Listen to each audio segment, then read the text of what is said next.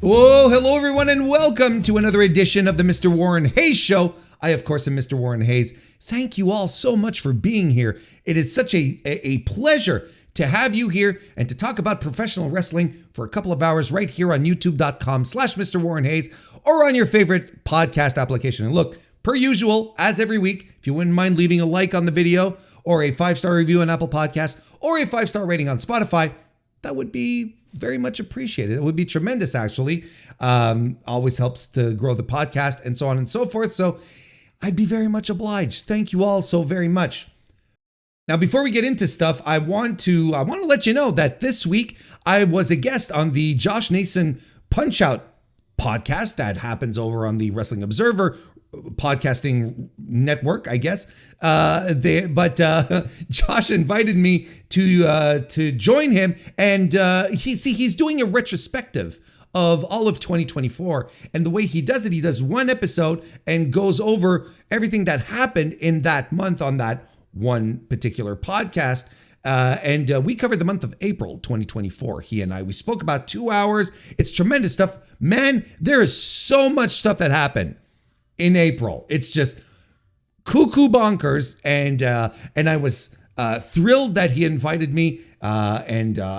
It's a really good talk. Great show. You should give it a listen. Again, it's the Josh Nason Punch-Out podcast over there on the Observer stuff. So you can find it on the website or on your favorite podcast applications as well. It's all available there, but be sure to listen because I'm there. And then subscribe to Josh's stuff, who's a tremendous dude, and listen to his stuff as well, because it's all really good. It's all great stuff. That being said, as for the podcast tonight, we are going to be doing a review of WWE Survivor Series 2024. So that's coming up. We're going to do contract news. We're back with that.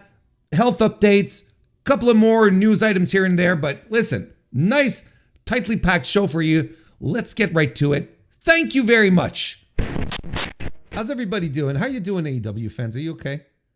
You doing all right today? Are you all doing okay? You seem you've been a little on edge for the past 36 hours. A lot of you sad. Is everyone okay? I've been told AEW. Yeah, see we're not getting that. We can't go with that kind of language. We're here to nurture. We're here to make sure everyone's okay. We're here to nurture and create a safe space. Create a safe space from all the nasties. Why are we in panic? That's an excellent question. I wish I knew. Because what I want most, I think, in the new year 2025 is for it's for no the nasties. That's what what's her face, Lacey Evans, would call other people, right? Call them nasties. Now, you know who she was referring to specifically. No, we want what I want most out of 2025 is I want AEW fans to stop being anxious. I want AEW fans to stop being so goddamn anxious all the time about their promotion of choice. I want them to be happy in their fandom and build some kind of confidence in their adulation for Tony Khan's house of wrestling nonsense. See I can understand, okay, like over the past couple of years, there's probably a lot of AEW fans that are still living with the trauma of the past couple of years of grifters and bad faith actors and outright trolls just browbeating them into oblivion, into dust, into dirt, into dusty dirt, because of the state AEW was in and the rampant lies that had been going around of people saying that every year AEW is Not gonna make it to the end of the year. It's gonna be dead by the end of the year. They don't know what they're doing. They're never gonna get a TV deal, so on and so forth. And that became so ingrained into online discussion about AEW and pro wrestling that I can understand that for AEW fans it was a very heavy burden to bear, and that they were anxious. Well, what if these people are right? What if these people are right and AEW goes under because all the reasons they're saying? I gotta tell you, I want y'all to relax. I want y'all to take a step back and think about it, and I want you to think about where AEW is at right now. And you need to find solace in very important key issues here, particularly the fact that AEW is a success. It's always been a success, but it is a clear success, and it's settled for a while now. The TV deal that everyone was fighting over, and many so-called experts would be telling us, oh, they're not going to sign a deal, and if they get a deal, it's going to be less, and it's going to be on a lesser TV station, and they're not going to make as much money, and they're going under because nobody knows what they're doing over there. You know, then it's the opposite that's happening. The opposite that happened. Like, I really thought that once the TV deal would be signed, AEW fans would be pumping their chests, standing up and going, rah, we're terrific. But no. They keep allowing themselves to get browbeat. You know, they see the terrible rating that came out for Dynamite last Wednesday, right? For Thanksgiving. And these are record low numbers. It's not good. So that news comes out. It rattles for some reason AEW fans, right? But then there's this dope, this guy here who comes and adds to the conversation. I'm not playing the video. No one needs to hear Eric Bischoff's voice. Look, if you're the kind of person who gets off listening to Eric Bischoff's voice, he's going to be on the CW in a few minutes. Catapult your way over there. He went on to Ariel Helwani's show, right? Ariel Helwani, super, combat sports journalist extraordinaire, absolutely doesn't hold any biases or grudges. Has Eric Bischoff on. This quote, there's no hope for AEW. This is Eric Bischoff saying this. There's no hope for AEW. Nothing is going to turn this company around. They have no idea what they're doing, and they're too stubborn to learn. They have no idea and they're too stubborn to learn. Talk about that. Talk about the pot calling the kettle black on that one. So, coupled with the news of the bad rating, we got ourselves into a little tailspin again. Got AEW fans feeling very, very inadequate. And I need everyone to calm the fuck down. Like there has never been a moment in AEW's history where its immediate future has never been more secure. Let's have more conversations in a couple of years when the TV deal is up, right? Let's have that conversation in due time. But as it stands right now, is AEW as successful as WWE? No, but that's a very unfair comparison to do. It's a very unjust target to place on a company that is only 5 years old. Is the attendance not great for the shows? Yes, for the TV tapings, yeah, it's not great. Are the ratings not as strong as they used to be? Yep, absolutely. But nonetheless, your company, your promotion is fine and it's doing well. I don't know what everyone is upset. I don't know why AEW fans these days are anxious about this, because there are lots of things that are going really, really well for them. Lots of things that are going very, very well. So I wouldn't worry about it too much. And you got to let guys like Eric Bischoff continue to do the grift. Like, I saw this and I was like, oh, This is like a series recap. This quote right here. This is a series recap of all of his grift. Just like in this one quote. I thought this was tremendous.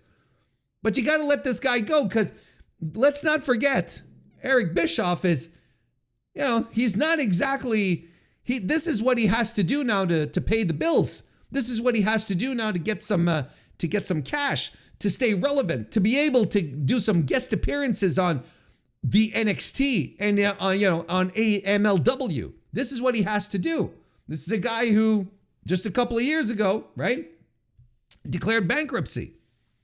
It's a guy who has never been able to find work in the wrestling business, despite the fact that he's this genius.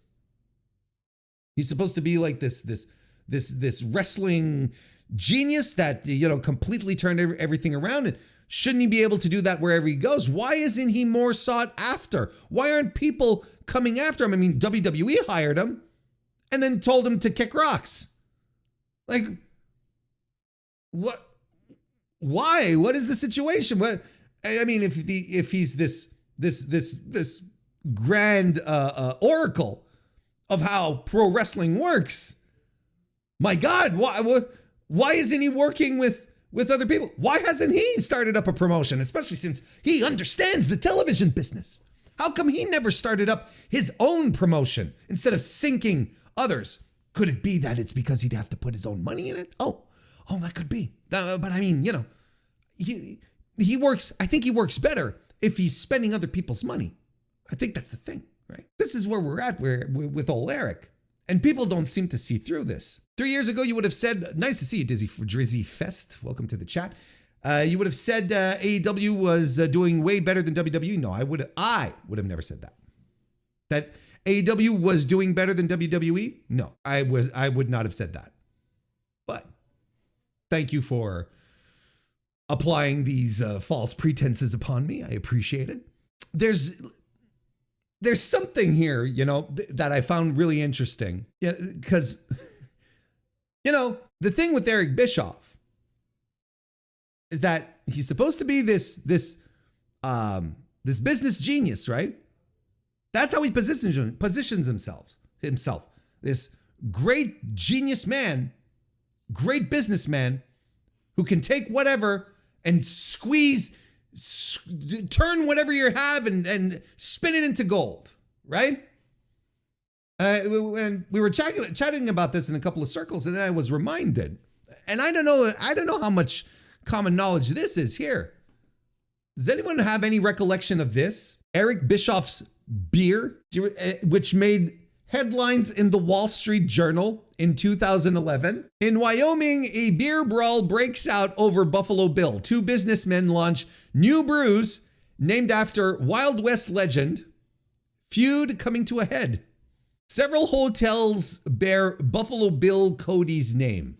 There's a Buffalo Bill museum, of course, and Buffalo Bill souvenirs at every turn, down to a decorative tissue box printed with the frontiersman weathered image.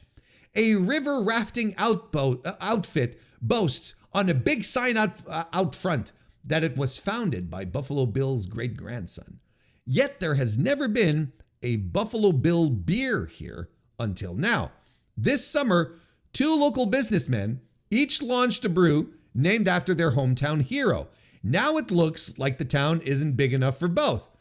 The two entrepreneurs are fighting in court for the exclusive right to sell beer that trains on the musky aura of adventure surrounding Army Scout turned bison hunter turned sharpshooting showman William F. Cody. In one corner, former professional wrestling icon Eric Bischoff. Listen to this. Mr. Bischoff runs an entertainment company that produces television shows such as Bear Swamp Recovery, described as being about three bulky Sicilians who repossess yachts at the Jersey Shore with a repo order in one hand and a slice of pizza in the other. Jesus, you wonder how he didn't make it. You actually wonder how Eric Bischoff didn't manage to make it. Holy shit. Yearning to diversify, Mr. Bischoff hired a microbrewery to create a light, spicy rye that he is marketing as Buffalo Bill Cody Beer, the spirit of the Wild Wild West. Which whenever anyone says Wild Wild West to me nowadays, I immediately think of Will Smith every single time. His chief rival, Mike Darby, whose family owns and operates Buffalo Bill's Irma Hotel, a historic landmark built by Buffalo Bill in 1902 and decorated with truly enormous big game trophies. The hotel has been selling drinks in Buffalo Bill glasses from Buffalo Bill's bar for years, until it finally occurred to Mr. Darby, he says, that he needed a branded beverage to carry the theme to its logical end. He arranged for a craft brewer to ship him crates of lager in blank bottles, slapped on his own labels, and the presto, Buffalo Bill beer was born. The alliteration in this article is absolutely spectacular. The fight between Mr. Bischoff and Mr. Darby has grown increasingly nasty. Legal claims and counterclaims are piling high, and neither man is giving an inch. There's only one Buffalo Bill, so there's only one Buffalo Bill beer, Mr. Darby says. Just because I don't like to fight doesn't mean I'm not good at it, says Mr. Bischoff. Oh, sure, Eric. Sure. A state judge who tried to sort out the dispute at a hearing in July threw up his hands in frustration. Mr. Darby, he noted, got his beer to market first by 2 days. But Mr. Darby failed to get federal approval of his label as required by the law. Mr. Darby says he thought the brewer and distributor had taken care of that. Mr. Bischoff did get his label approved and also applied for a federal trademark. Mr. Darby didn't, yet he insists that his hotel's long association with Buffalo Bill makes him the rightful owner of the brand. With so many factors in play, Judge David Park declined to impose a cease and desist order on either party. Instead, the case will go to full trial on a date not yet scheduled. I'm pretty sure this was lost in the annals. I love how they referred to Eric Bischoff as a former wrestler. This didn't work out for Eric, by the way. I don't know I don't know how the case ended up, how it ended up favoring, who it ended up favoring, but ultimately the beer venture didn't work out for old Eric. Aw. You'd think he would have figured all this out because he's such a brilliant businessman with his entertainment companies and all that. Gee whiz. I don't know how anyone takes Eric Bischoff seriously. I really don't. I honestly don't. I don't understand it. He beat WWE for 3 weeks or whatever, 83 weeks, not just 3 weeks. But yeah, sure. And then he also was one of the contributing factors that drove WCW into the mud. But it's like, but see, this is the thing, is like he presents himself as the shrewd businessman. But quite frankly, this is a man who's just mired in failure. Every venture he's been on didn't succeed. His entertainment companies didn't succeed. Of course, WCW had success, but then spiraled, nosedive. He got the hell out of Dodge before it really got bad. But then what was brought back when it was really bad, thinking that he could save it, but no, he got out of that again. The TNA excursion didn't work out at all. That's all there is to it. Probably his favorite time was working for Vince, because Vince had him making out with all sorts of people on TV, right? I like, goes to my point. AEW fans, y'all have to stop being so anxious, and you don't need to take medication to control it. You really don't. You just have to. You have to think rationally about all of this. Just have to think rationally. Just go ahead and be chill about it. God damn it. That's all there is to it. This would be a good blood feud. Hey, have you liked the video here, the stream so far? Have you done that? I hope you have, because right now we are going to preview NXT Deadline 2020. Isn't it? What is it? It's like Deadle 1 NE. Deadle 1 NE, which is happening this weekend, December 7th. It's a Saturday from the Minneapolis Armory in Minneapolis, Minnesota. How many people in the Minneapolis Armory can you sit? What is the capacity? We don't have the capacity. Oh, here we go.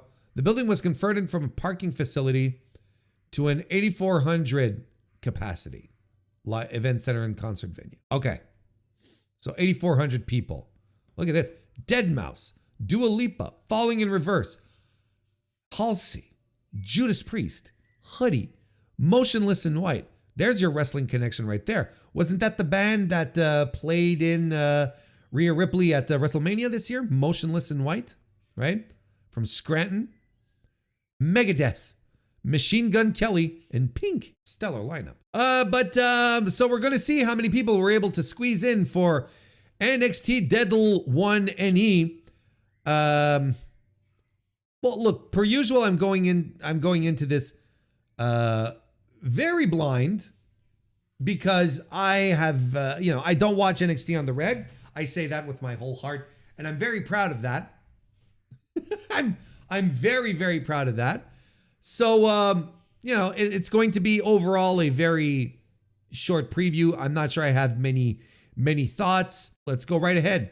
We're going to have a men's Iron Survivor Challenge to determine the number one contender for the NXT Championship, which is going to be between Wes Lee, Javon Evans, Nathan Frazier, Ethan Page, and a TBD, which I assume is going to be announced tonight because we're recording this on Tuesday during NXT. I'm not afraid of NXT taking away my viewership. I don't fear NXT. NXT should fear me. God damn it! I don't. What are the rules to the Deadle 1 NE match, the Iron Survivor match? What are the rules again? They got to be somewhere here on the thing. Iron Survivor Challenge features a match called the Iron Survivor at its annual, in which none of the wrestlers are eliminated. There is one for the minimum. Okay, the rules follow.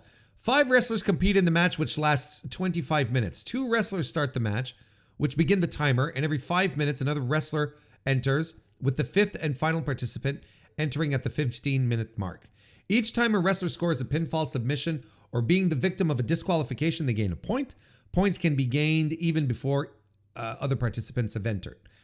A wrestler who is pinned, submissioned, or is disqualified goes into the penalty box for 90 seconds, after which they can re-enter the match. Oh, yes, the penalty box. I remember that.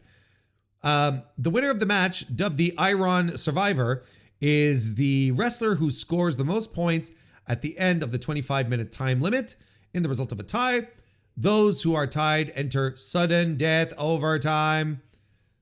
All right, tremendous. Now I remember the first Deadle 1 NE pay-per-view they did with the Iron Survivor was one that had Grayson Waller in it. And I thought it was good. And I thought it was good because Grayson Waller was tremendous in it and was the perfect heel participant in this. Like, he came in, and started like pinning dudes who were exhausted. Like, he was going smart. And it was pinning dudes who were exhausted and like racked up some points. I enjoyed the first one. I do not remember the last year's Deadle 1 NE pay-per-view. Maybe we should check it out. Maybe by seeing the participants, it will come back to me. Trick Williams, Dijak, Josh Briggs, Braun Breaker, and Tyler Bate. I have no memory of this match. I can't remember this match. I don't remember this match. No memory of this match. See, I remember Ilya Dragunov and Baron Corbin being fine, right? I remember that. I remember Carmelo Hayes and Lexus King boring the hell out of me. But I have absolutely no memory of last year's Iron Survivor match. Sorry about that. But not really. Yeah, just the fact that Ethan Page is still in this is like, look, you've got Javon Evans, the three guys that they have in here, Wesley, Javon Evans, and Nathan Frazier. Those are three exciting dudes. And I think there's something to get out of that. Ethan Page is just gonna drag everything down. Who's the last TBD? Who could we add in this? Obafemi, I guess. Who's challenging for this? Like, the only way to make this really interesting would be to add a guy like Obafemi. If they're ready to push Obafemi into the upper echelons of NXT. Like, it's the last chance match. What's the last chance match? Like, who's doing this? Who's on it? Who's wrestling? No, I know.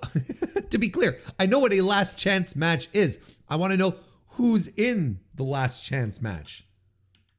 Maybe cage match has something? Oh, here's the list. Thank you. Cedric Alexander, Axiom, Lexis King, and Eddie Thorpe. Jesus Christ. If we're thinking storylines, I think the more interesting pick here is Axiom.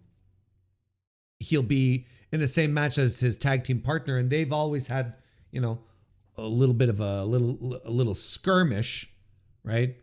They've been skirmishing. So that might be something. Yeah, I don't know. Lexis King is fine.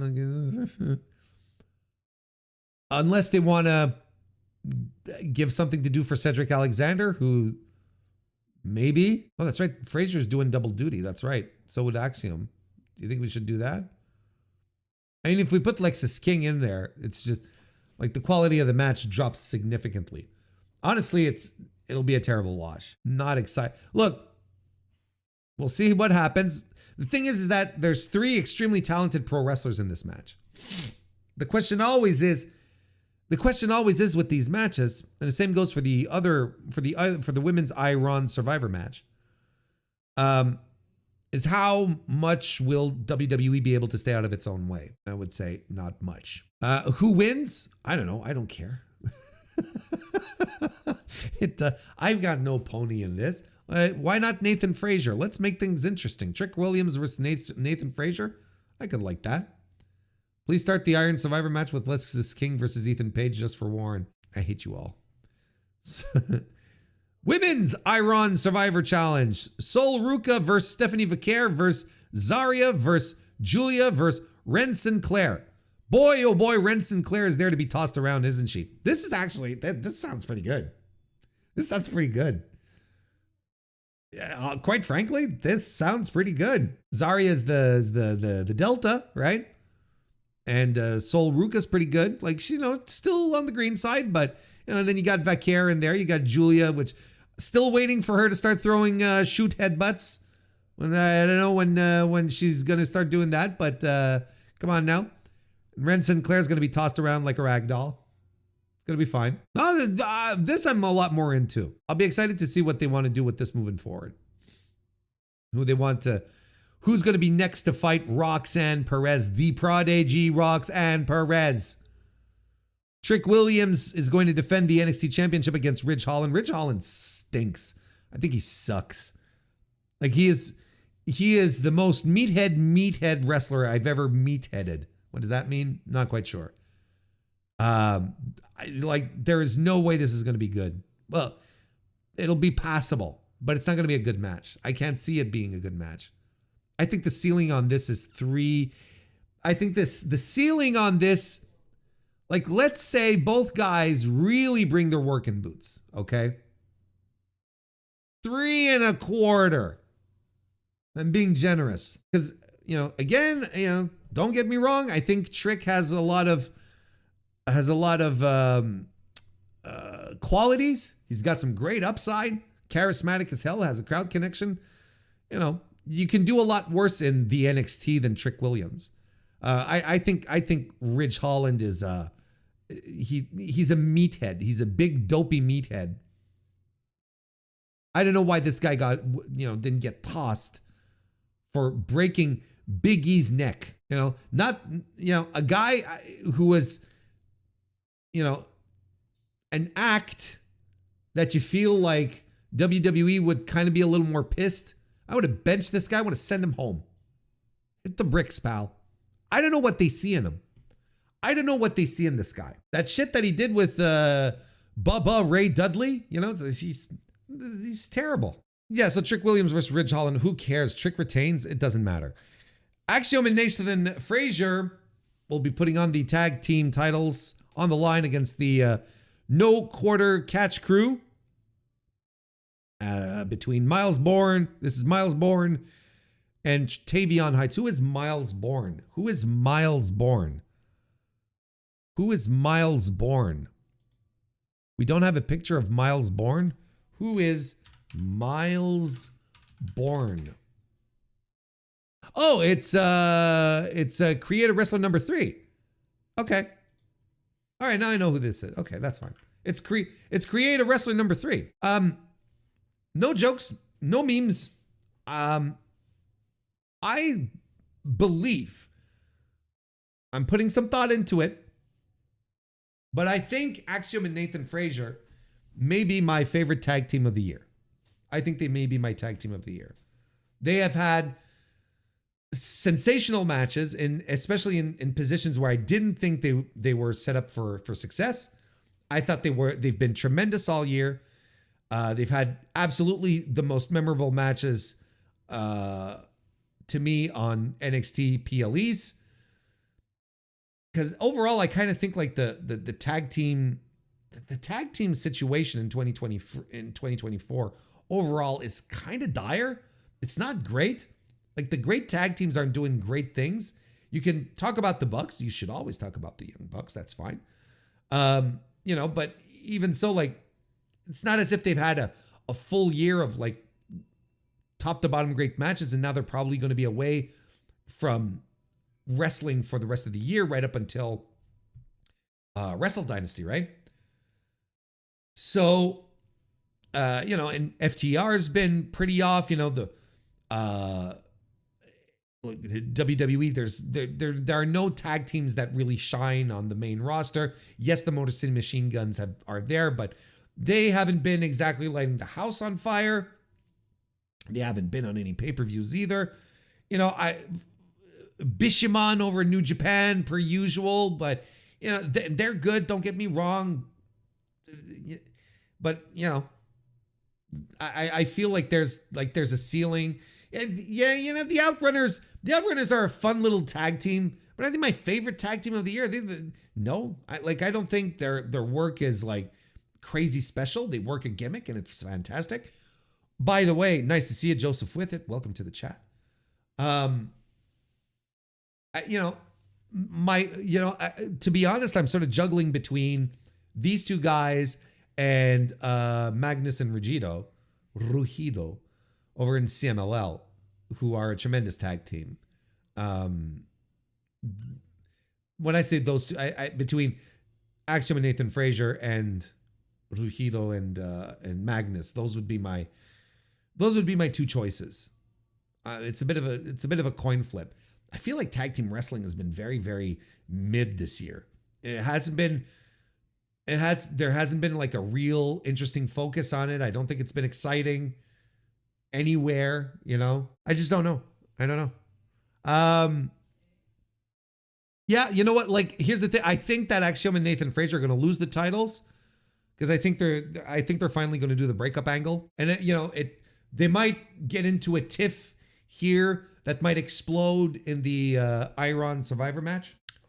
Then Jada Parker and Lola Vice are going to have an NXT Underground match. Jiminy Crickets. Can't wait.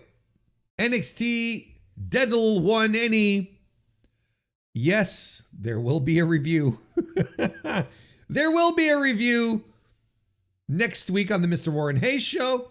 It will likely be available before the show to all members of the MrWarrenHayes show channel on YouTube. So if you want to make sure that you get in on that real fast, you can't miss a minute, can't miss a second of I can't go on with my weekend without knowing what Warren's thoughts are on NXT Deadline 1NE. Just can't do it.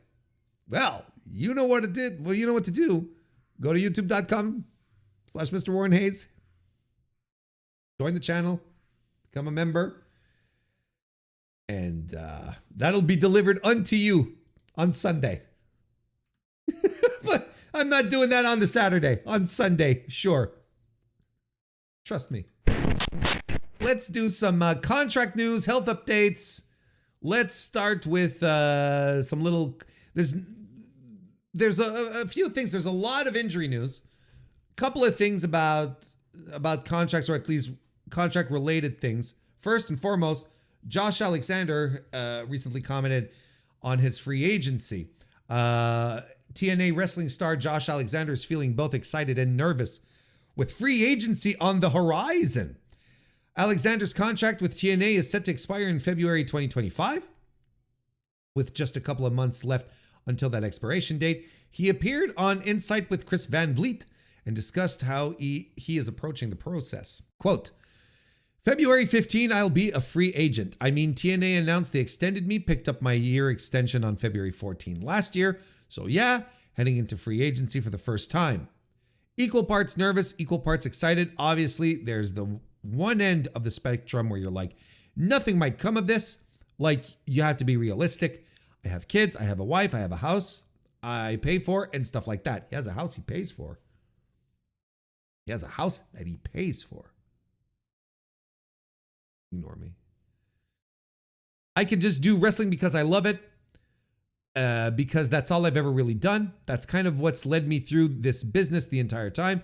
Just getting fulfillment out of it is the most important part to me. And as long as I get to do it at some level, I'm happy. There you go. So, free agent on February 15. So, just a couple of months left on the TNA circuit. We'll see what happens with... excuse me. We'll see what happens with old Josh Alexander here. Does he go to AEW? You at least try him out, right? You at least bring him in, kick the tires on him, as we like to say, right? The thing is like, he's the kind of wrestler that if we're talking like AEW 3 years ago, you'd be like, yeah, absolutely. But AEW today, where does he fit in? We'll see. We'll see how things go. Matt Riddle made a TNA debut at TNA Turning Point this past Friday. He teamed up with Zachary Wentz and Kushida to take on the Hardys and Ace Austin as part of the streaming special. Riddle was filling in for Trey Miguel, who was unable to make it due to travel issues. A throwback to when the WWE star was a mentor to Wentz and Wesley in their NXT days. Yeah. Mentor. They're just doing goofy skits pretending to be high. Riddle was not on the winning end of the equation, however, as the Hardys and Austin picked up the victory. It's unclear if this was a one-off appearance due to the circumstances or if TNA will use Riddle more.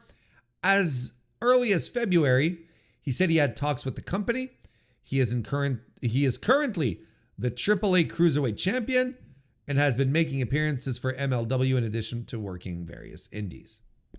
Here's the question that I have. What's the value in booking Matt Riddle in 2024? And I'm asking this earnestly because I don't see the value. I don't see the prospect. Like I don't see... He's physically not in the same place he was when he finally made it to NXT. He's absolutely not in the same spot, or even when he was doing the Evolve shows. So physically, he's not even close to being in the same spot. He's burnt a lot of bridges. He's got there's a lot of bad juju around his name. Let's put it that way. Like and he's not a draw. He's never been a draw. So what's the value of bringing Matt Riddle in, a guy who, What, yeah, even his skill set, like what does he bring that's special? I don't see it either, you know? Like I don't know what I really don't know what the value is to bringing him in. But hey, you know, might be just a one-off. We're not quite sure. Did you see the pic of Kota Ibushi? I mean, which one? What do we got for Kota Ibushi? Rumor has it he wrestled with a staph infection. Excuse me? Oh, wait. I think I saw... wait. Okay, now I know what you're talking about. Yeah, he had this huge fucking thing on his back. Like this tremendous, like, ugly welt thing. Hang on. Kota Ibushi. What if we put in staph infection? See what we pulls up. Kota Ibushi working with a staph infection. Yeah. I saw that. That's disgusting is what that is, right? That's gross. That's really disgusting. Can you imagine? Okay, there seems to be like a Band-Aid or something on it, right? That looks like a Band-Aid. Kota Ibushi's staph infection was actually a bandage. I mean, there's something going on beneath it, right? Yeah, I mean, man, that looks gnarly as hell, though. Where's the other picture? It's somewhere in the comments. Ah, here it is. Yeah, I mean, that looks bad, but yeah, that's a bandage, though. What the hell is going on here? Look, the thing is that, like, the thing is that he, you know, this is Kota Ibushi, and at this point, I don't trust him. I don't trust him in the least in regards to, you know, whatever's going on. That's just terrible. Does he have 2 prosthetic legs now? Like he's just being held. He's being held together by God's good graces. There's a better pic, and it was a Band-Aid, but you can see something under it. Like, of course, there's something under it. I mean, like this is pretty vivid. That's a pretty raw injury. That's fucking gross. Please don't let Kenny return to AEW with a Golden Lovers tag run. Kota Ibushi is so going to hold him back. That's the thing. If he returns to AEW, like if I'm Tony Khan, I'm just cutting my losses and I'm saying, look, Kenny, your boy Kota, nice guy and everything, but this is what we call in the business a bill of goods. This guy's more trouble than what he's worth. And he's not even remotely the wrestler he was just 3 years ago. This guy's done. He's toast. And we got to put this behind us and just think about the good years, right? Ugh, that's rough, brother. That's rough. Update on Kenny Omega's plans for the full-time return. After spending more than a year on the shelf, AEW star Kenny Omega plans to ease back into a full-time schedule. Omega will return to the ring on January 5th when he faces Gabe Kidd at New Japan and AEW's Wrestle Dynasty event in Tokyo. It's the first time Omega has wrestled since December 2023, when a life-threatening bout with diverticulitis forced him out of action. Omega underwent surgery in May and has been working his way back to the ring since. Now set to return, Dave Meltzer reports that Omega, quote, wants to take it slow before going back full-time, with the idea of easing into a full-time schedule down the line and hoping everything holds up. Smart. Here's the quote from Dave. Kenny Omega's first match back in well over a year is January 5th at the Tokyo Dome against Gabe Kidd. It's very interesting because Kidd works a very physical style, and with the angle that is set up with a backstage fight, it has to be a high-intense brawl-style match. A lot of people brought up the idea of why Omega is doing his first match in New Japan, but the January 5th show is a joint show with AEW, and in a sense, it's considered the AEW debut show in Japan, where his return would mean the most. But Omega does need to get going on US television in a big way if he's physically ready to work regularly. Right now, he wants to take it slow before going back full-time, with the idea of easing into a full-time schedule down the line and hoping everything holds up. But there you go. So that's the update. Basically wanting to take it slow, which I think is smart, because everything else we were already aware. I don't know if we really talked. I don't remember if we talked about this, but I'm going to be on the record. I don't have an issue, 0 issues with Kenny Omega working his first match back in Japan. And it's not going to hurt. Like, everyone who is upset about this is upset that, like, this is going to somehow be this grand disaster for AEW's ratings because, oh, they're spoiling the return for Japan. I don't think it's going to change a goddamn thing. I think they're going, if AEW announces that Kenny Omega is returning, right, on a certain date, people are going to tune in regardless, whether he debuted in Japan or not. I don't think it's going to add anything special, any prestige. I don't think it adds anything, nor does it take away anything from AEW from his debut. The people who are going to be interested to see Kenny Omega back on television are going to tune in. Now you have to watch it on New Japan World, so you got to get your subscription. People who are upset about it are probably just not going to watch it anyway. They're probably not going to watch the show. I don't give a shit. I don't care. It is an AEW co-promoted show. So like Dave just said here, it's technically AEW's first show in Japan. So put your best foot forward.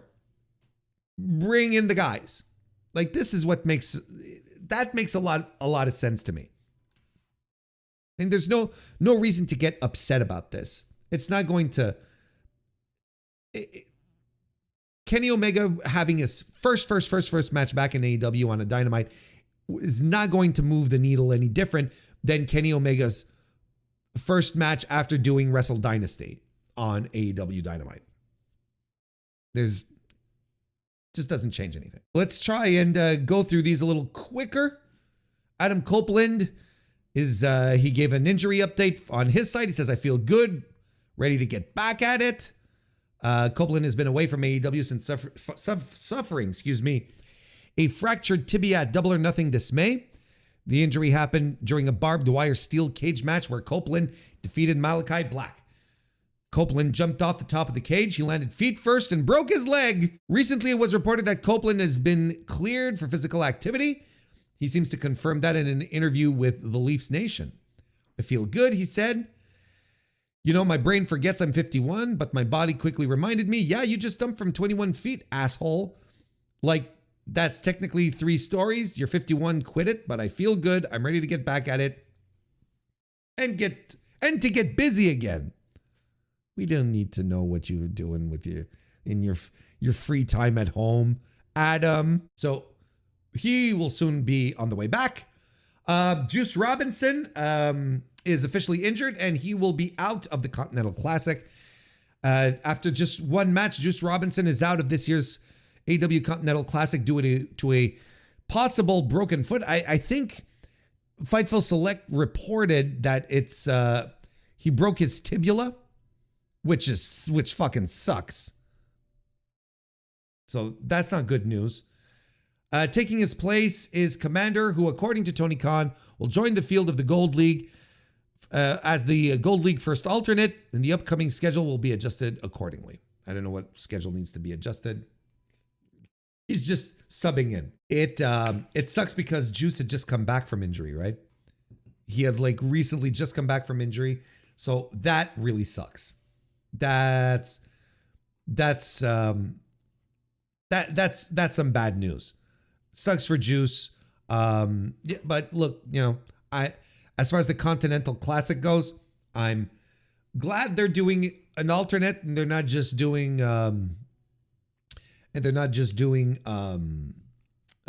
buys for everyone.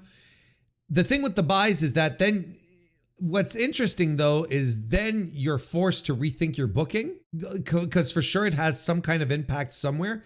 Although it's, like we mentioned, Juice Robinson was in this to take L's.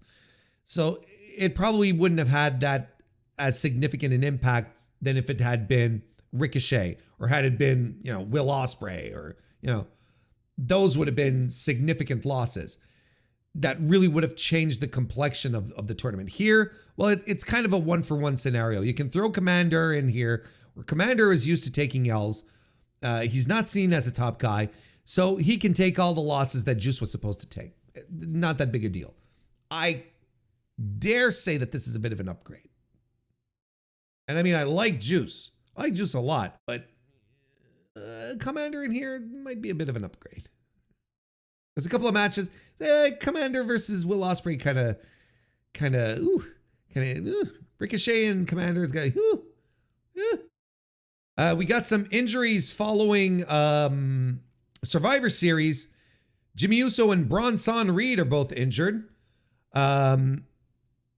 Uso suffered a broken toe when he dove off the top of the cage and hit a splash onto Jacob Fatu. And Bronson Reed dove off the cage and went for a splash on Roman Reigns, but CM Punk moved Reigns. As a result, Reed went through the table and he broke his ankle doing it. Imagine that, like a huge guy doing splashes, doing huge nonsense stuff, snaps his ankle. So they're both going to be out for an indeterminate amount of time. We don't quite know the severity of the injuries so far. And look, I hope both guys get back to it soon and heal up. We make a lot. We poke a lot of fun. We meme a lot about Bronson Reed, but man, I mean this kind of stuff sucks. Like it stinks. For all the jokes that we make, he was in the midst of a push. So how much will that set him back? Well, we don't know yet. We'll see. So, hope they all get better real soon. Oh, this is contract news.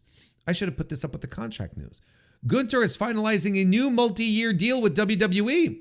PW Insider reports that the current World Heavyweight Champion is in the final stages of agreeing to this new multi-year contract. According to Fightful, the deal is expected to be finalized by the end of the year. WWE officials said they are said to be very high on Gunther, with one higher up stating that he is one of the most professional talents they've ever worked with. No surprise there. So they're about to lock him down. No big surprise there. And I hope he gets paid good and proper. Maria Kanellis, as you may recall, was having a bunch of surgeries and she was having some complications. Well, she shares a positive health update, saying that the tumor that she had was not cancerous, which is tremendous news. The mass on her adrenal gland was determined to be a rare tumor called let's do it, boys, pheochromocytoma. Pheochromocytoma. All right. But it was not cancerous. Kanellis said she is incredibly grateful for this good news and is looking forward towards the future. Quote, I wanted to give you guys an update. I know it's been a little bit. It took a while for the pathology to get back, but I wanted to let you guys know that I am cancer-free. The tumor was not cancerous, so we are incredibly grateful and thankful to be moving into this holiday season cancer-free and to not have that worry. Good for her. That's tremendous news and good for her. Glad that things are not too serious, that whatever it was, you remove it, you cut it out, and you move on. That's legitimate good news. That's the kind of stuff you want to hear. And somehow Kevin Nash tore a biceps, and he's going to go under surgery for that as well. In previous episodes, Nash mentioned he needed shoulder surgery. But turns out he's also dealing with a torn biceps, something that MRIs he had last month missed. So, well, here's the quote here. I got the MRI. My orthopedic looked at it and he said, there's not a tear. I don't see a tear in your biceps. When the radiologist read it, there were no tears in any of my rotator cuffs, Nash said. However, when Nash resumed training recently, he started to feel his biceps cramping while working on a curl machine. This is Nash speaking here. At about 9 reps, I could just feel my left biceps cramping, and I was just like, oh fuck me, because when you tear biceps, it cramps. So you got to be careful these days, folks. Don't put out too many Kevin Nash memes on the internet, because he might end up pulling another muscle or getting an ACL injury or whatever the fuck. This dude's falling apart. It's a shame. You hate to see it, for real. It's just like it's almost it's a bit at this point, right? It's a bit. It's a bit that Kevin Nash's body is having. It's like, oh, what injury could we have Kevin sustain today, kind of thing, So that's just crazy. It's just crazy. Poor guy having to get stem cells just to wipe his own ass. Like what did it? I don't know what it did for him. I hate to do this, but I have to ask: is this a work? I don't trust Nash not to work an injury. I mean, what's his angle if it's a work? What's the angle? Is he asking for money? Like unless he's thrown open like a GoFundMe or something like that. I don't see what the angle is for it to be a work, for him to try and scam people out of money. Get sympathy so people can buy his merch. Yeah, but sure, but how much money does he make with merch? I don't know. No, I don't think so. I don't think I wouldn't think it's a work. I don't think so. It'd be very shitty. He'll be called out on it if it is, but somehow I don't think it is. And there you have it. Contract news, health updates from the one and only Mr. Warren Hayes. It is now time to talk about WWE Survivor Series War Games 2024 that happened on November 30th, 2024 from the Rogers Arena over in Vancouver, British Columbia. I am recording this on December 1st. So day after, it's Sunday. We had time to sleep on it and relax on it. And, because this is usually what I like to do, right? I like to watch a show. I like to, distance myself, sleep on it, and then come back the next day.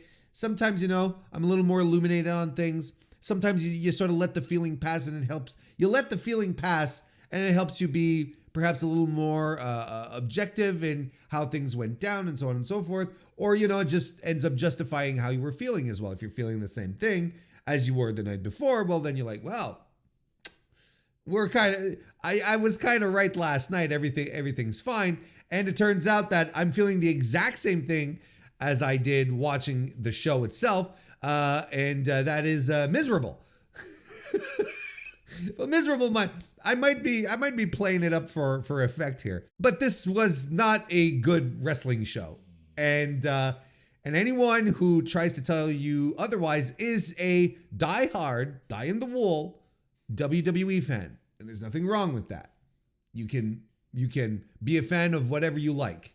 But if you're a professional wrestling fan, if you like to sample wares across multiple promotions in different geographic areas in the world, I don't see how this holds up. I don't see how you can look at this and say, this was pretty damn good, or this was pretty good, or this wasn't so bad. This was not a good professional wrestling show. It's one that is perfectly suited to WWE fans. This is the fans who go and watch this and go crazy at the main event are exactly the fans they want, and they're giving them exactly what they want. So you can't blame WWE to do things to cater first and foremost to their fans. That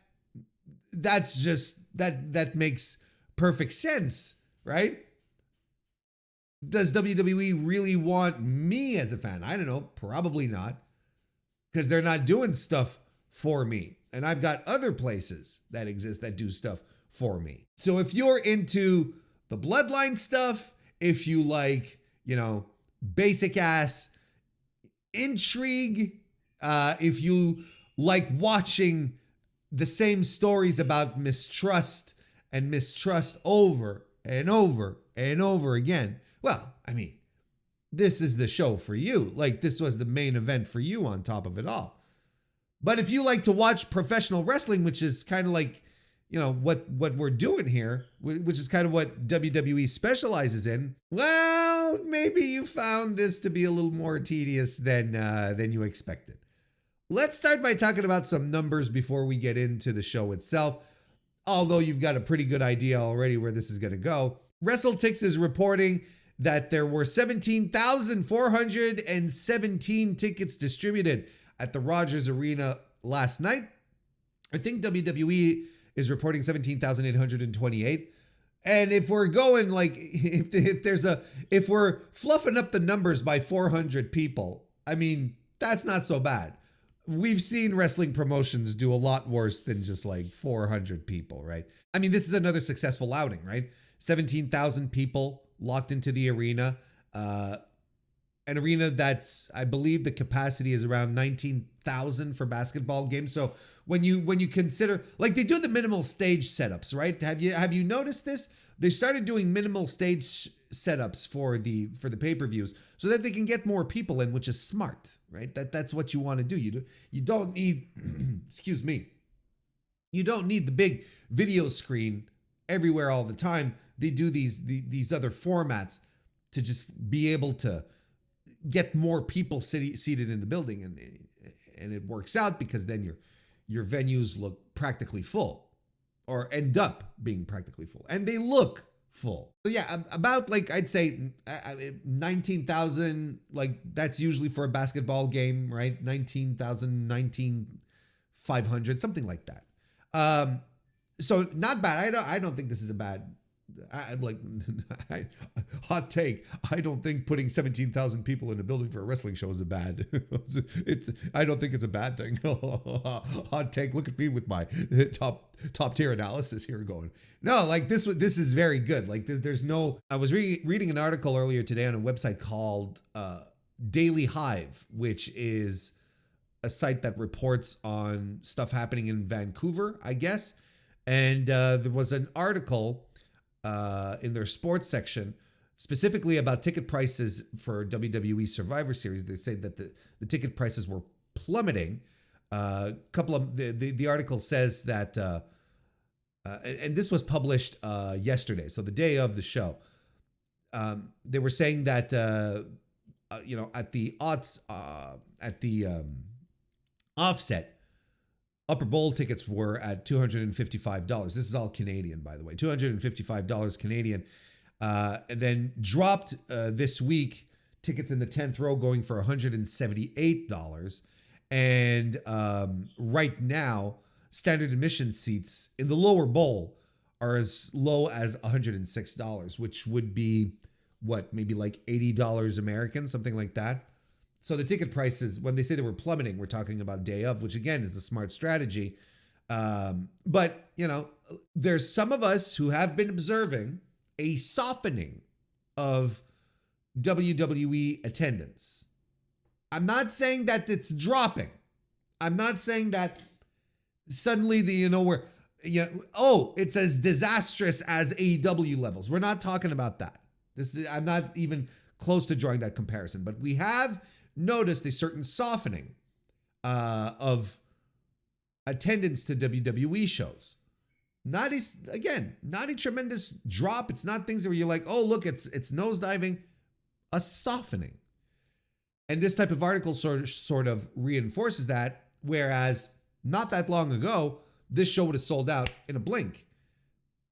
But here they still had tickets available. They still had quite a few tickets available. And they were doing some pretty deep discounts, whereas just a couple of months ago, they were incredibly, the prices were much higher, which also ties into the narrative that a lot of fans are experiencing when they're experiencing and forwarding, in as such that WWE tickets are priced out of the market. They're so expensive that you just can't afford to go see them. And we've been talking about this for a while, with the shows for the shows in Europe and so on and so forth, and in the UK. I basically maintain the same point. It's like I sort of shrug my shoulders and I go, well, what were you expecting? Outside of TKO taking over WWE, TKO, which is notorious for overinflating the price of their tickets. This is what happens when a product is hot. When a product is hot, the tickets are more expensive. It's just as simple as that. If they get priced out of the market, well, that's an entire other discussion. But the fact is that even if they're priced out of the market, it's not keeping people from going and filling out the arenas. So that's how you know you have a hot product. And look, it's capitalism at its finest. What do you want from me? There's high demand. There's high demand. The supply of tickets is naturally rarefied because of the number of actual physical seats available. So of course you're going to jack up the prices, right? You're going to make them a little more expensive. So it'll be interesting to see how their strategy develops moving forward. Like, the big pay-per-views will never, I don't think, have a real issue, right? The WrestleManias, the Survivor Series, the SummerSlams, the Royal Rumble, none of these will ever have a problem getting stuff put together, right? Like this, getting tickets moving is what I'm trying to say. But for everything else, for the live tapings and so on and so forth, and I mean, WWE is further creating rarity for their shows by cutting down on house shows, which was always a moment that you could go see WWE at a significantly discounted price from TV, although in recent years, the discount is not as prevalent. But it was a way for WWE to go into smaller markets, not bring the whole TV apparatus, and just have a nice show for everyone, right? And you're not paying out the wazoo because it's a TV taping. They're cutting back on those, which creates additional rarity for the product. I mean, it's contrived, right? It's I know there's a term for it. It's not coming to me right now, but when you self-create your own rarity, right? That's what they're doing. So more people will go to the big shows, buy the tickets for some big money, right? That's what WWE is into here. So again, to circle back to my point, they're doing fantastic business for the live events, period. Like, it's doing tremendous. But there is a softening. It's not as hot. It's hot. Don't get me wrong, but it's just a slowly trending to something that doesn't like instantly create sellouts anymore. We won't be having this discussion next year, which is upcoming soon, by the way. But we won't be having this discussion anytime soon, we won't be having this discussion next year when WWE does their European tour, where those shows are likely going to sell out at astronomical prices, right? Like, they will sell out at just bonkers amounts of money. And people are still going to fill these arenas that they're going to go, that WWE is going to visit. And again, I don't see anything inherently wrong with that. There's nothing bad about it. That's how the open market works. Now, are they pricing out fans? Are they keeping families from going? Like, you can get more into that granular discussion, and I would probably agree with most of that as well. I would probably say that, yeah, it's like, well, honey, it's either paying the mortgage this month or taking the kids to a WWE show. That's a whole other discussion, but I feel it also goes higher than just WWE economics. It goes to economics in general. And I am not equipped to have that discussion. I am equipped to talk about this show, though. We're going to get into it now. I don't know how to start this show, this review. I don't know how to kick this off. Sometimes I like to go start with the main event and then break it down. But like, I feel maybe we should just go in order of the shows, of the matches. Excuse me. Maybe we should just go in order, because I think it's by going in order of which the matches happened is going to be much more conducive to the ultimate point that I'm trying to make here, which I did not think this was a good show and that this was not a good watch. So we might as well do it in order, right? Let's do it. Show started off with the women's war game match. The team of Bianca Belair, Bayley, Io Sky, caught myself that time, Naomi and Rhea Ripley defeated the team of Liv Morgan, Raquel Rodriguez, Candice LeRae, Nia Jax, and Tiffany Stratton. Here are some of the notes I wrote. Well, okay. This match was not good. This match was not good. And I question even the diehard WWE fans who I saw on the Blue Sky timeline saying how great this was, how it was a great match, how much fun it was. So I question these people.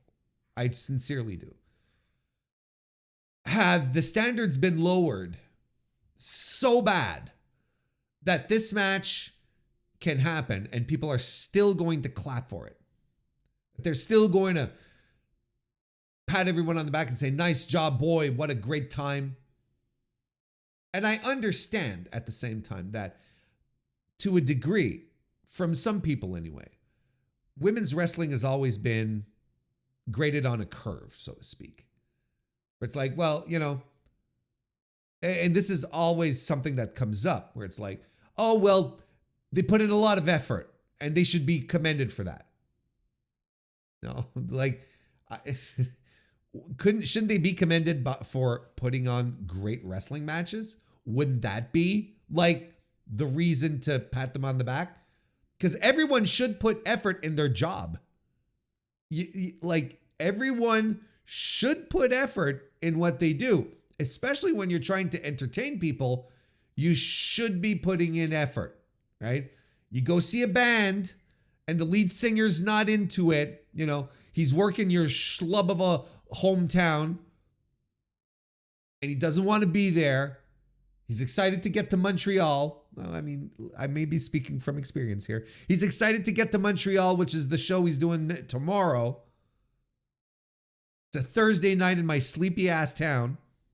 Not that many people are there. The guy's half-assing it. Am I going to pat him on the back and say, hey, great show? No. It's going to be like, no. And I'm not going to commend him for his effort. He didn't put any in. Ergo, I was not entertained. I really thought at some point that in this post WWE Women's Revolution era, that the discourse around, oh, the women did their best, oh, they tried, they put in effort. I thought that discourse was going to hit the bricks, right? Because if one of the if one of the precepts of wanting equality or equity, being on the same level, being considered on the same level as male pro wrestlers, if one of the precepts is that, then we shouldn't be, giving out participation trophies to the women if they're having subpar matches. If you can't have one without the other. And I thought that we would have hit a moment where it's like, well, we can be absolutely perfectly objective about women's matches without having to curve downward because, oh, it's the women, they're trying, they're doing their best. Now it's more like, are they just delivering kick-ass matches? Are they just doing it, right? In this circumstance here, they did not. And there's no reason why they shouldn't have. But all it turned out to be was just a bad WWE plunder match where the cage was not even used.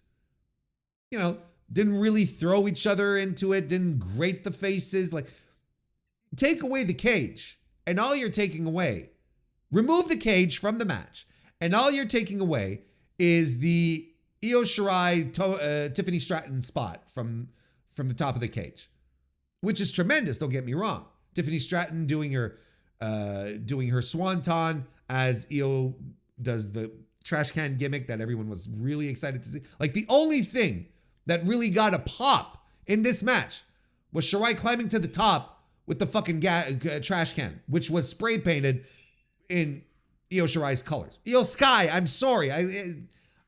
That one will not drive into my brain. This was not good. Like, no heat, annoying. Everyone who came to the ring had to look under the ring to throw in some shit. Every person. And I'm like, can't they just get in and kick some ass? And again, it's not as if they don't have the women to do exactly that. When you've got Bianca Belair and you've got Rhea Ripley in there, who are just like natural ass kickers, let them get in there and swing some people around. I feel like there are a lot of apologists still out there who are, who walk on eggshells and are like, well, this was good effort, ladies. This was great effort by everyone involved. When it's like, look, you can just outright say it. You can use your whole chest and say, this was not good. And if it were dudes who did this, I would say the exact same thing. Just as you flip the opposite and the women deliver a stellar match, I'd be here hooting and hollering, but I'm not. This was not good. And I got to tell you, okay, we will add this little caveat into all of this. And this applies for the men's war games as well. And applies to Blood and Guts. It applies to the war games concept in general. This is a hard match to get over. It's a hard match to do. It's a hard match to make interesting. But the one thing you need, I feel, in any war games match for it to be successful is chaos. It's chaos. You need stuff happening everywhere all the time.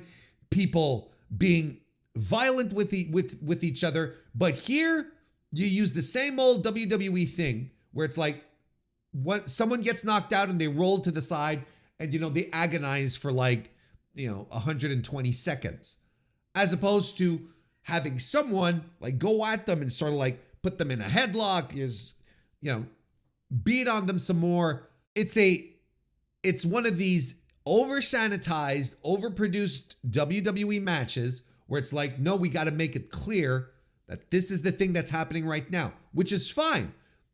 But then the rest of your environment can feel alive.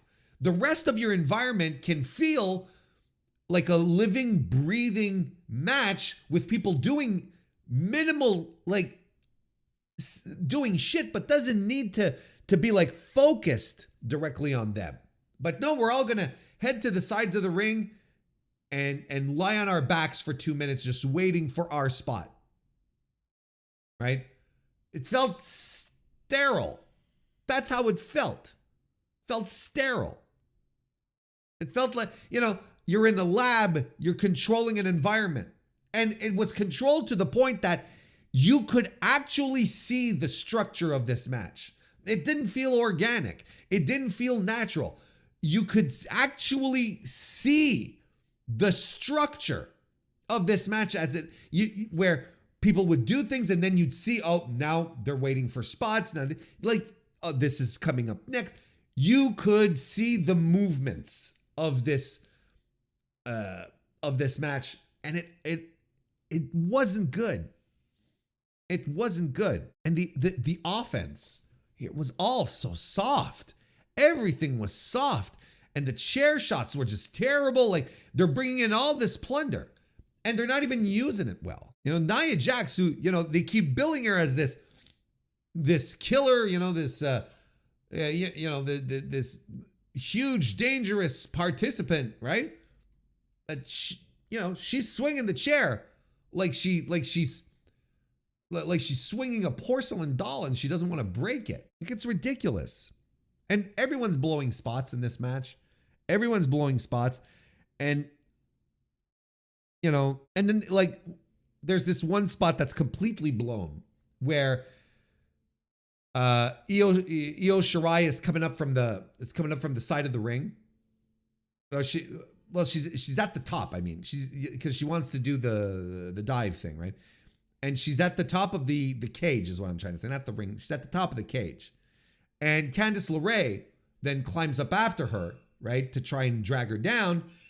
And then what the spot was supposed to be, while Candice LeRae is like spider monkeying on the mesh, Io is supposed to slide down her back, grab onto her waist, and then basically sunset bomb her off of the cage, right? Which would have been a cool spot, but Io's grip slipped off the waist.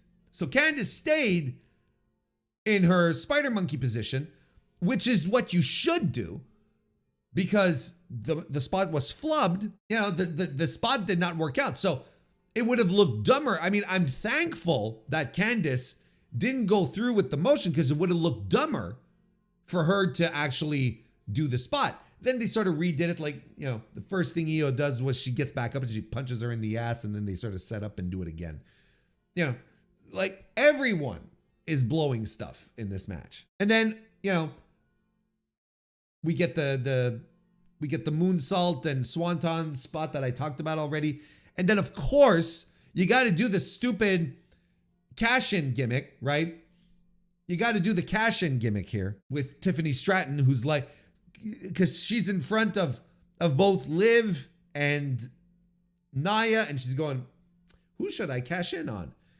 And you want to understand how stupid this is? This is how fucking stupid this is. Let's say she had decided to cash in. Why is she considering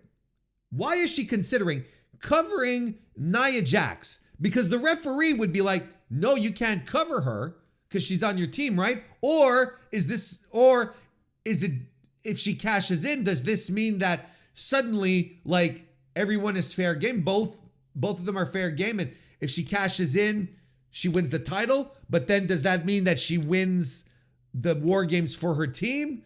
You know? And why is she going, why is she just fucking do it? Give the fucking briefcase to, and why am I getting upset about this? I hate the cash-in gimmick. I think it's so lame. And it was lame here as well. Tiffany Stratton's thing has been, I am teasing this at every pay-per-view and it's not following through. And I could not care at this point. I don't care anymore. Like, if anything, this has shown to me that Tiffany Stratton is not all that interesting as a champion, because she's not seizing any opportunities. She's just like, because the reason why she didn't do it was Raquel Rodriguez going, the hell are you doing? Why are you doing this now? When she should be like, fuck you, cracking it across the head of Rodriguez and then pinning whichever one of the two. Like, let's just get this over with. And it was hidden in one of the trash cans, of course, right? The briefcase was. Naomi's offense is really dumb. Like, it's dumb offense. Like, none of it looks impactful. And this is someone who has been doing this for years at this point, right? How long has Naomi been at this? Give me a second here. 15 years. Naomi has been at this for 15 years, and her offense has never looked impactful in any single way. And then they do a whole thing with Liv and Rhea. That's a whole, you know, that's the story. Rhea ultimately ends up winning by doing a riptide off the top rope, which through the table, actually. Was it through a table? Yeah, I think so, right? Yeah, I think so. Getting things. It was actually cool. That was actually cool. But what a miserable match this was. 2 stars. This was not good. And I was annoyed. I was frustrated. There's just nothing here. Speaking of there was just nothing here, Shinsuke Nakamura defeated LA Knight to become the new United States champion. This crowd was not into this match, despite it including LA Knight, who people tell me is super over and everyone loves. And you know what? I came in this with slightly higher expectations than usual, but just slightly higher expectations, because I found that LA Knight had been involved in a couple of PLE matches. Look at me. Look at me adopting the jargon. He had been involved in a couple of matches on these shows that I thought were pretty good. wasn't it at Bad Blood? I can't remember. Wasn't it at Bad Blood that he was actually in one of the better matches of the show where I was like, oh, this was actually really, really good. Anyway, I don't remember exactly when it was. When it comes to this match here, though, he wasn't there. And Shinsuke Nakamura wasn't there as well. He's debuting a whole new look, right? He's like, you know, mean looking samurai now, whatever.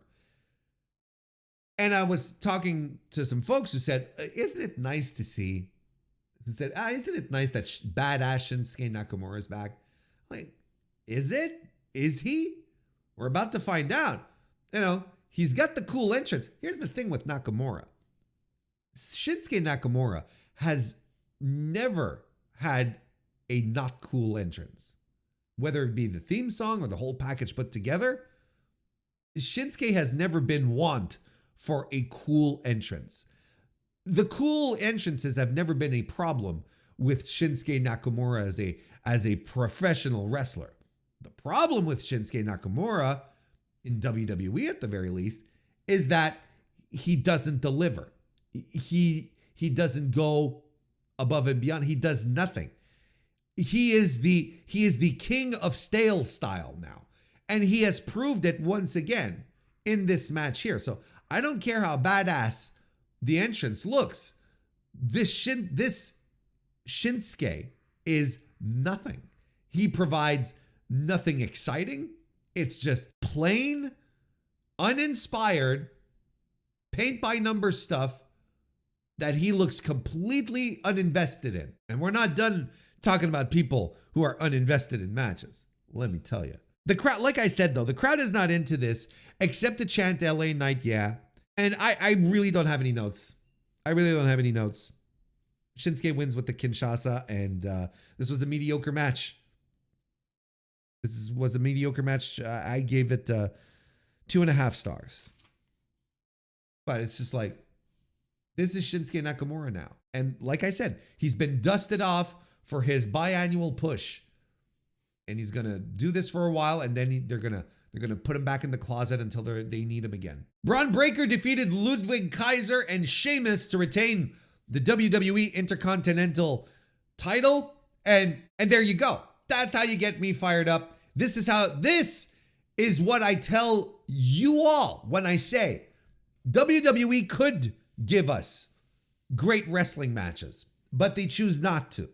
They choose not to, because when they let the wrestlers go do wrestler things, you can get stuff like this match here. And I said it recently. I said it recently. I don't remember where exactly, but it bears repeating here because it makes sense.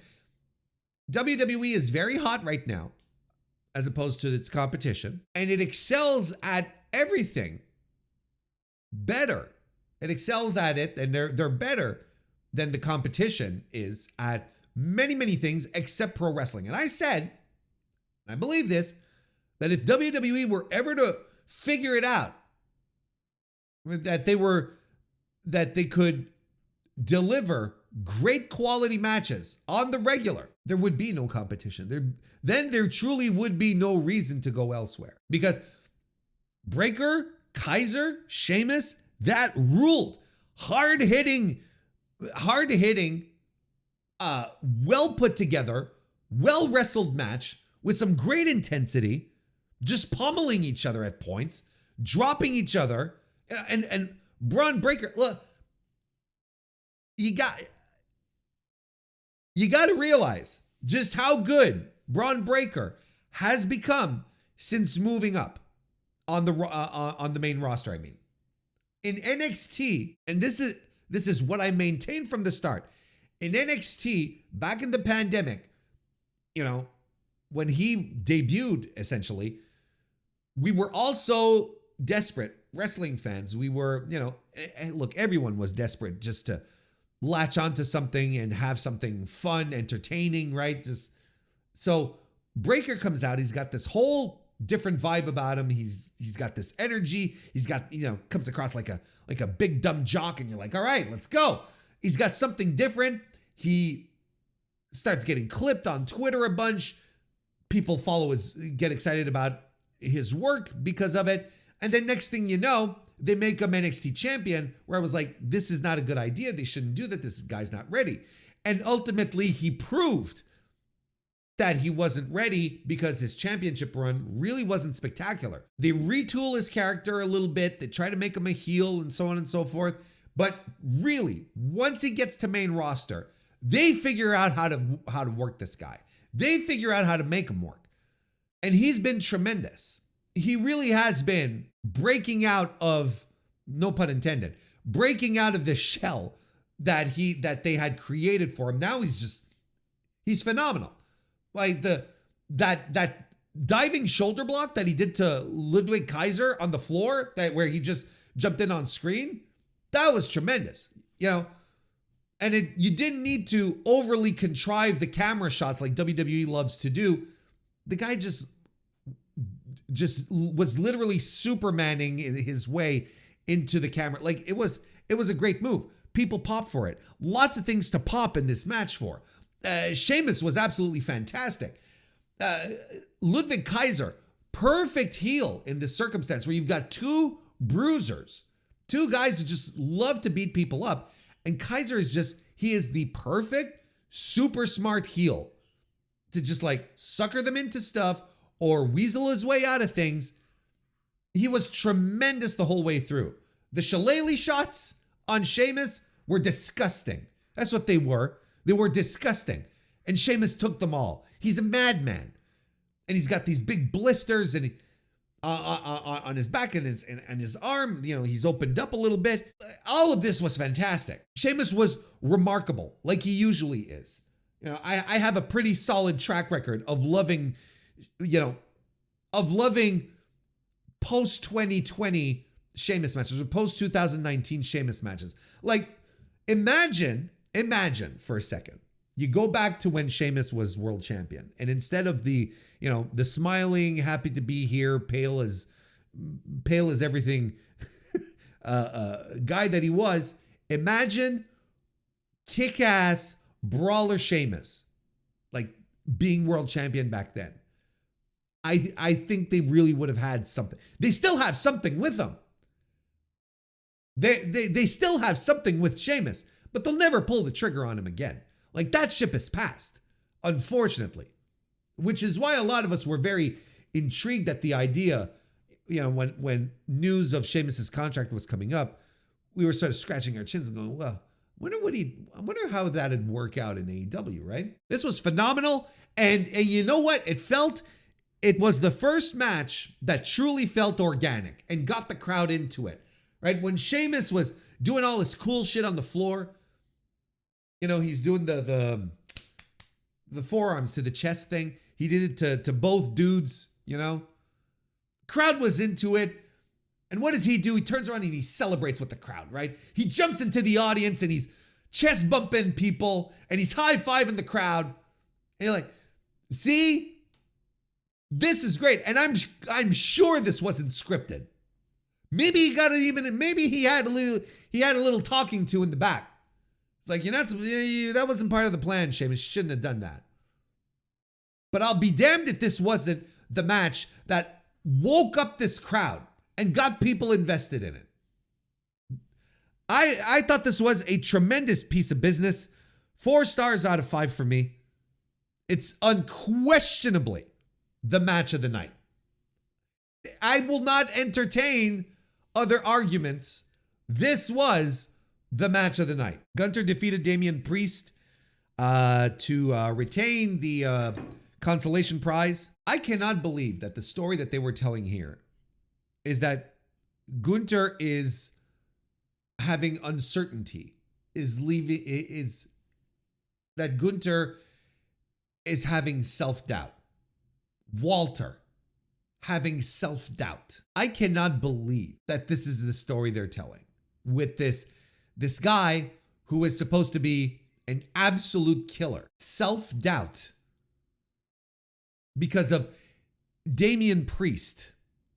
A guy that I know a lot of people love, but doesn't have the same type of presence that Gunther has. Doesn't have the same type of background. And the match wasn't bad. I actually liked this match.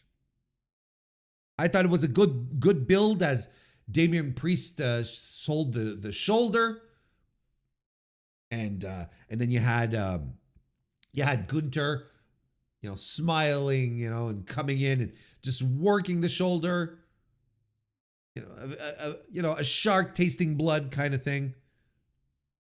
I really liked it. I thought the match worked really well until they decided to do the exact same finish that they did at SummerSlam. Finn Balor running in, interfering, costing Priest the match, allowing Gunther the win. And here's the other thing that I cannot believe we're doing with Gunther, a guy whose entire career, and even the WWE stuff, was based around him plowing through dudes, just destroying guys. Now, since he's won the championship, can't win a match without people helping him. Couldn't beat Damian Priest at SummerSlam without Finn Balor. Can't beat him again without Finn Balor. Couldn't beat Cody Rhodes without anyone helping him. He lost at the Saudi show, right? It's kind of sad. It's kind of sad that Walter is just now just like everyone else on the roster when he could be so much, and he has been so much more special. I hated the finish, and I think it took away a lot here. There wouldn't have been any problems with Gunther getting the. There wouldn't have been any issues with Gunther getting a cleaner win than this. At the very least, bring Priest in. Maybe do the power bomb, cover him, and then Priest kicking out, and then Gunther having to wear him down some more. That would have been something.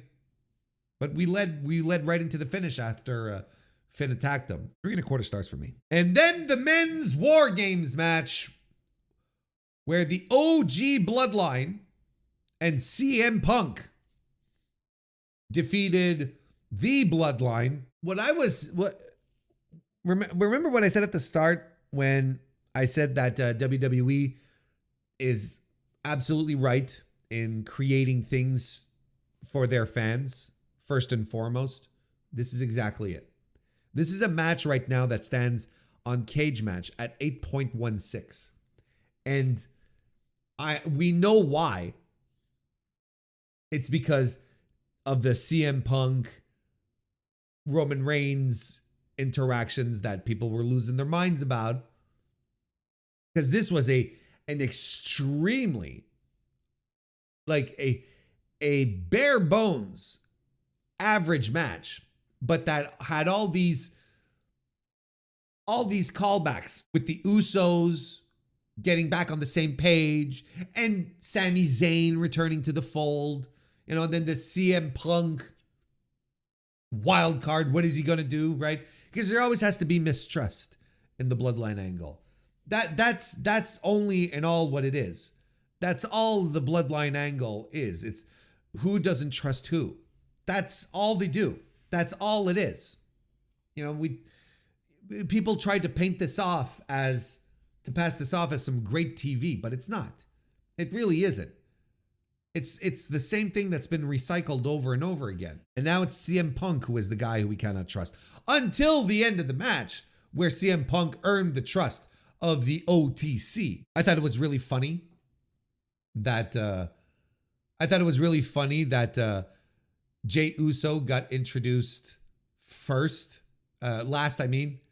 and CM Punk was the third guy in, just behind Roman. Like, I expected him to come in before Roman, but I didn't expect CM Punk to play third fiddle, I should say, to Jey Uso, which also was weird. But I know, I understand why they do it, because everyone wants to do the yeet. Everyone wants to yeet. They want to do the yeet. So it probably made a lot more sense from a presentation standpoint to have Jey Uso come in after everyone, and he came in through the audience as well, did the whole thing there. But I started baking cookies just as Gunther and Damian Priest ended, when the match was done, I was like, you know what? I'm going to make some oatmeal cookies. Put them in the oven. I was like, these will be done by the end of introductions for the next match. And they were great, by the way. You had some cinnamon, some vanilla extract. Brother, I'll tell you. Let me tell you. So, I had like I was watching out of the corner of my eye, but these are fucking entrances, right? The one that I did watch with a little more intent was CM Punk, because I wanted to see what kind of how he was gonna be, right? And I've seen a lot of CM Punk in my day. I've seen a lot of CM Punk matches. And there's one thing you can say about CM Punk is that he's a pretty easy guy to read if you're wondering what his state of mind is. Like, I think you can get a general vibe from old Phil Brooks when he comes out for a match. You can tell when things are when he's into it and when he's not. And he was not into this. From the moment he stepped out from the curtains, I was looking at him. Phil doesn't look really into this. He doesn't look interested. And from everything that we know about CM Punk, the years upon years of him doing interviews and shoot interviews and talking and his reasons for leaving WWE and so on and so forth, and his vision of pro wrestling, this is the kind of stuff he hates. Like, this is not what he sees as pro wrestling, which is why the whole bracelet stuff, was very contentious. And go look at Punk's attitude coming out for his Hell in a Cell match versus Drew, as opposed to this match here. You've got two completely different Phils. Because there's one, he's going in and he's like, we're doing it. I'm going Terry Funk mode on in this one here. But here, he had to do the sports entertainment. He had to do stuff which doesn't connect with his vision of pro wrestling. And he was not into it. And I thought he looked detached and he looked bored. And there's been a picture circulating, right? From that one shot of Roman Reigns and CM Punk, like, both in opposite corners of the cage, right? And CM Punk looks completely bored. And people are saying, will likely say, oh, he's hamming it up. He's acting. Maybe. But also, maybe not. And the maybe not to me is very plausible, very possible. I think we witnessed a couple of tells from CM Punk when he's doing the GTS, hand signal while the rest of the bloodline are pointing to the heavens. Corny as fuck, awkward as all hell. You can see it in his eyes that he's hating every second of that he feels embarrassed doing that. Hell, he was walking straight. He walked straight to the back, leaving the bloodline do their thing. He went backstage and they had to send him back out to do the final pose, like next to the cages, outside of the War Games cage, next to the containment cages, the shark cages. He had to walk back out to do the GTS thing with them again. Brother, he was not into this. He was not into this for a second. And neither was I. So I think I started talking about this. I think I started talking about this by stating, WWE should design stuff for their audience, right? This is where we all started out, right? Yeah. And that's fine, and they should, and they have to. They should. Of course, you're going to cater to your audience. That's stupid if you don't, right? So since I am not the core audience for this, and the bloodline drama means nothing to me, and I even think it's cringe. I think it's overwrought. I think it distracts. I don't even think it's good. Since I am not the crowd for that, I look at this match and I'm like, this was not good. This again was not good. A collection of dudes doing things. Look, there's positives here as opposed to the women's match. Not everyone was coming in, and going under the ring to toss and plunder. I'm like, this is refreshing, right? But the build up to this is so awkward. The build up to the match, when the match officially starts, right? Once everyone is in, is so weird and awkward. Like the Usos get some dual offense in early on, right? Which is supposed to be a big deal because Jimmy and Jay haven't been working together for a while. And it was so awkward. Like it was really, really, really awkward. And there's no chaos to this, just like the women's, just stuff happening and there's no impact. Nothing feels significant. But everyone's just waiting for the story, right? Everyone, regardless, watching this match are just waiting to see who's going to turn on Roman, right? Is CM Punk going to turn on Roman Reigns, right? And you think you're going to get that, when they're both finally standing face to face in the ring, right? After Roman refused to lift CM Punk off the ground, they started getting to each other's face, and then you have Paul Heyman run down and through the cage. He's like, my tribal chief, the best in the world. You must work together. This is war games. And I'm like, oh my God. It's also corny. It's so fucking corny. And Solo Sikoa, right? Again, people apparently now he's doing some great work, and I just look at this guy go, and I still don't see it. I don't see a goddamn thing. I don't see a thing where he is supposed to be treated like a top guy. Like once this shit with Roman is done, once Roman starts focusing on Cody Rhodes again, back to the mid card with you, son. Right? Like that's where we're going. We're heading all the way back down to that. And Solo has this brilliant idea where he's going to keep Roman Reigns from entering the War Games match by locking up the door to the cage with a chain and padlock that are his and do not belong to the referees, and he only has the key.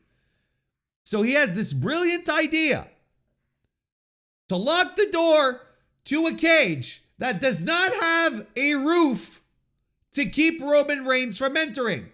And he locks it up and he practically goes, "Mwahaha! Where's your God now, Roman Reigns? You will never be able to enter this match." Do you know how fucking stupid this is? Because there's two reasons, actually. The first reason is because the cage doesn't have a roof. And Roman should have just instead of coming down and shaking the door, get the key, he should have just been shrugged. He should have shrugged and start climbing immediately instead of doing this performance like a goof. Okay. First of all, as he was locking it up, I was like, what is he doing? The cage doesn't have a roof. The cage didn't have a roof. We'd have something else to talk about. But I'm like, the fuck is this? What is he doing? This is stupid. And it's stupid for a second reason. The match starts once everyone is in the ring, inside the cage. Let's just assume that there was a roof, and this was a brilliant plan by Solo Sikoa, which it wasn't. It was stupid. How did Solo expect to win the match then? What was his plan to actually win the match if Roman can't get in and the referee doesn't start the match to actually open up so that it starts so that people can actually win it? What was his plan? What was he supposed to do? Just hang around there all night until Roman gets sleepy? The fuck, dude? This was all terrible. they're like, oh, we're going to do these cool things. Oh, Solo, such a mastermind. He's an idiot. That was dumb. That was just dumb. Dumb on every level. No psychology behind this. That made sense. It's just dumb. At least Tongaloa didn't blow any spots. At least. But you know what? There's this moment where everyone is landing things, and yes, Jacob Fatu rules. Okay, that's fine. But Warren, Jacob Fatu was doing, yes, but like one guy doing cool things doesn't save a match when there's 9 other dudes in there that are just like, there's this one sequence towards the end after Roman has got in the cage where everyone is doing shit on, they're landing big moves. They're doing things. The match has started and they're doing stuff, and everyone's sort of like lying around in the ring, and no one is fucking pinning anyone. And we're doing like big spots. I'm like, what the fuck? No one is trying to pin anyone. Anyway, Roman apparently tries to extend a peace offering to Solo Sikoa, who refuses, and then everyone lands their finishers on Solo, and Roman gets the win, and it's done. And Roman Reigns and CM Punk shake hands because CM Punk saved Roman Reigns from taking a big splash from Bronson Reed, and through a table, and Bronson Reed ate shit. But even when they were setting that up, I was like, there's no way Roman's taking that bump.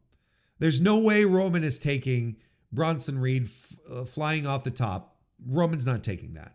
There's no way he is. And I was right. Of course I'm right.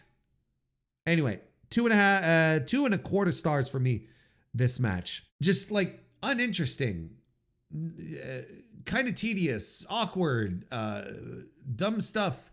Again, like if you're not into these storylines, there's nothing for you in here, because that's all this is. It's just like telling stories. That's all it is. So if you're not into this kind of stuff, the War Games match has nothing for you. I think, if you want my personal opinion, I think that ever since the Triple H has taken over and has been booking War Games matches at Survivor Series, I would argue that there hasn't been a good one. I don't think they have been good, like really good. And I said it at the start. This might not necessarily be an issue that is connected to WWE specifically, because these types of matches, these War Games matches, are really, really difficult to get over as good. There's a couple in the history of War Games going all the way back to the 90s, when the early War Games matches that people are captivated by, that people still consider to be pretty good and quite good. And I'm like, and in a couple I agree, but in this case here, this was not it. It's a difficult match to make work. You need specific elements to make them work. And here, well, it didn't work because of WWE's over-reliance on stories instead of just giving us fucking wrestling matches. Because when WWE decides to give us a wrestling match, like the Intercontinental title match, it blows the roof off the house and people are excited. And it's good. And it gives you something to talk about. But you know what? Like, there's nothing here. Ultimately, forget the show. Ignore the show. If you haven't watched it, don't. There's no reason. And it's not even like funny bad, it's not even stuff where you can point to and be like, okay, this was a tremendous fuck up or whatever. Like, it's just a bad wrestling show. Avoid is my recommendation. Do something better with your time. Bake some cookies. That was Survivor Series 2024, Survivor Series War Games 2024. And on that note, we are going to be wrapping up this week's edition of the Mr. Warren Hayes Show. Thank you all so much for listening, for joining. Don't forget a like, don't forget a rating, don't forget a review. All that stuff is tremendous. Don't forget to join the Mr. Warren Hayes Show Discord. Link is in the description. And find me on Blue Sky at MrWarrenHayes.show. Always looking for more opportunities and people to talk pro wrestling with and for and about and so on and so forth. I will be back on Thursday with the AEW Dynamite review. I'll also be streaming on Thursday. I stream Mondays, Tuesdays, and Thursdays on YouTube. So if you ever want to join us in for that, that's always a good time. It's always a lot of fun. We'd love to have you show up. Otherwise, look, I hope you have a great rest of your week. Thank you very much for being here. And go listen to some Randy Orton and then get back to me. No, not just listen, watch. Go watch some and listen. Just do it. Get back to, I'll see you next time.